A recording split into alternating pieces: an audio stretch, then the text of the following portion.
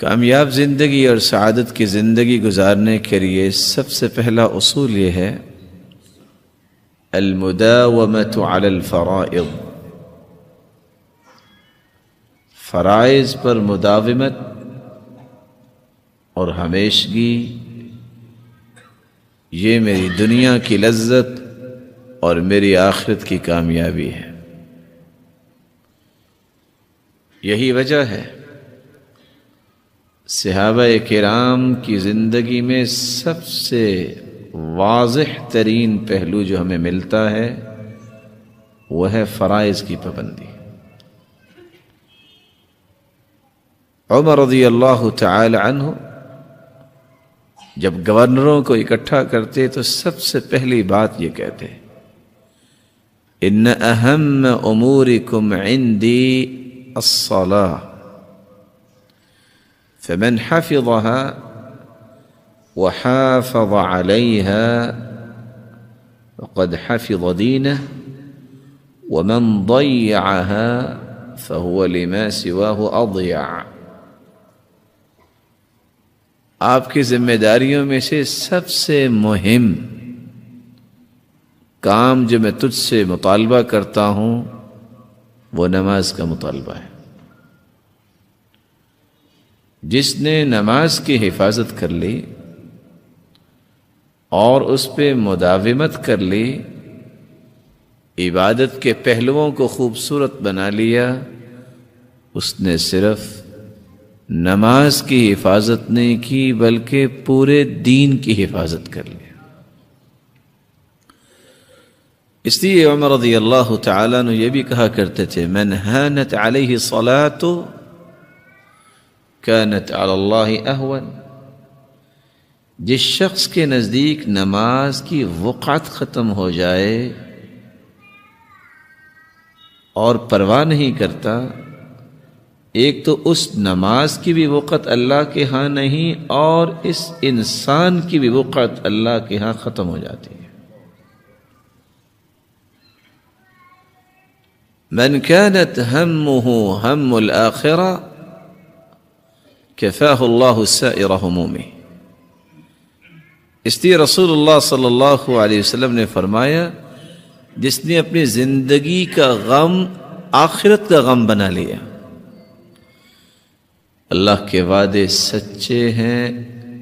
رسول اللہ صلی اللہ علیہ وسلم کا فرمان ہے زندگی کے بقیہ سارے غموں کو اللہ رب العزت خود دور فرما دیتے ہیں۔ ومن كانت همه الدنيا، اور جس کا غم دنیا کا ہی بن جائے، اس کو آخرت کی فکر نہیں ہے، لم يبال اللہ به فی ای اودیتها هلک، اللہ تعالیٰ کو ایسے انسان کی پرواہ ہی نہیں جہاں چاہے مر جائے وہ۔ کیوں؟ اس کو اللہ رب العزت کی عظمت کا اعتراف نہیں، اللہ تعالیٰ کو بھی ایسے انسان کی ضرورت نہیں۔ رسول اللہ صلی اللہ علیہ وسلم نے جو ترتیب فرائض کی پابندی کی صحابہ کرام کو سکھائی، پھر صحابہ کرام نے سلف صالحین کو سکھائی، اس ترتیب کے چند پہلو غور سے سننے والے ہیں۔ سفیان ابن عیینہ رحمۃ اللہ علیہ کہا کرتے تھے لوگوں عبادت دو قسم کی ہے، کچھ لوگ عبادت کو عبادت سمجھ کے کرتے ہیں، اس عبادت کا ان پہ رنگ بھی نظر آتا ہے اور اس کے نتائج میں اللہ رب العزت ان کی زندگی میں سکون بھی پیدا کرتا ہے۔ یہی وجہ ہے بلال رضی اللہ تعالی عنہ سے اللہ کے رسول صلی اللہ علیہ وسلم کیا فرماتے؟ ارحنا یا بلال، بلال اذان کہو، تکبیر کہو، کچھ سکون مل جائے۔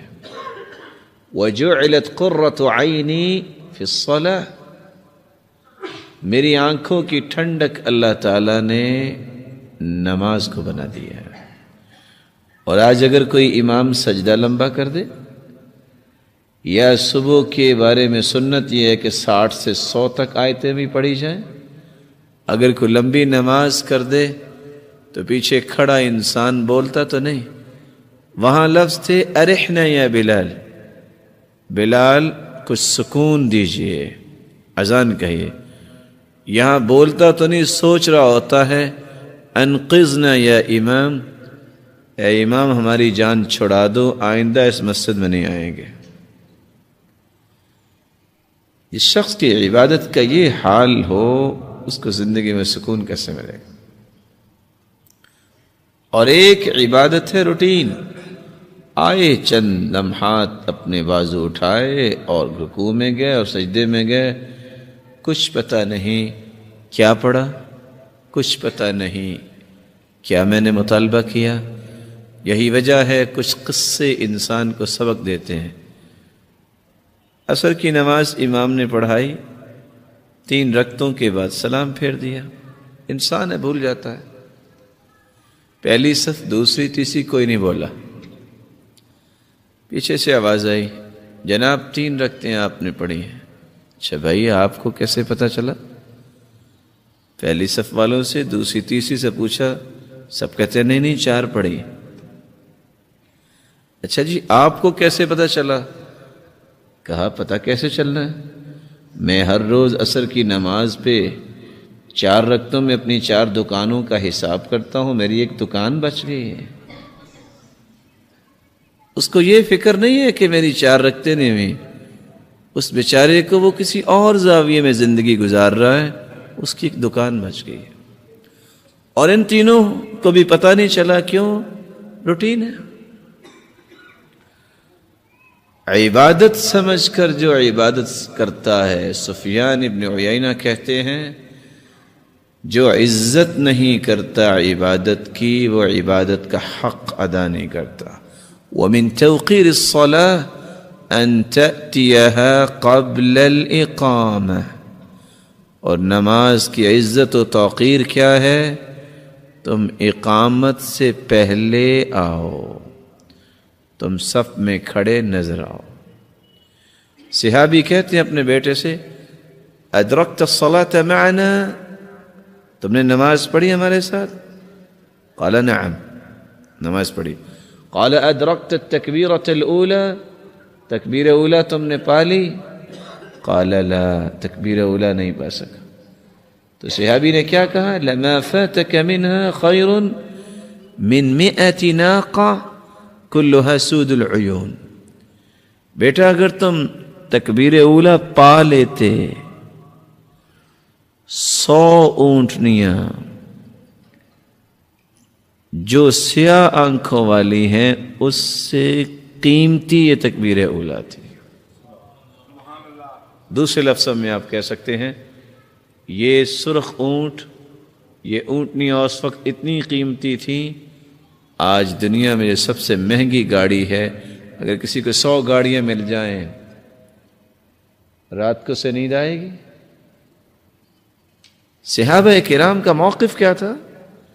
تکبیر اولا تمہیں مل جاتی تو 100 اونٹنیوں سے بھی زیادہ بہتر تھی۔